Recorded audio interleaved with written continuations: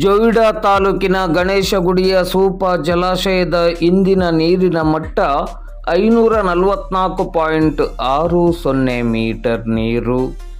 ಜೊಯಿಡಾ ತಾಲೂಕಿನ ಗಣೇಶಗುಡಿಯಲ್ಲಿರುವ ಸೂಪ ಜಲಾಶಯದಲ್ಲಿ ಇಂದು ಸೋಮವಾರದ ನೀರಿನ ಮಟ್ಟ 544.60 ಮೀಟರ್ ನೀರು ಇದೆ ಎಂದು ಇಂದು ಗಣೇಶಗುಡಿ ಕೆಪಿಸಿ ಕಾರ್ಯಾಲಯದಿಂದ ಮಾಹಿತಿ ಲಭ್ಯವಾಗಿದೆ.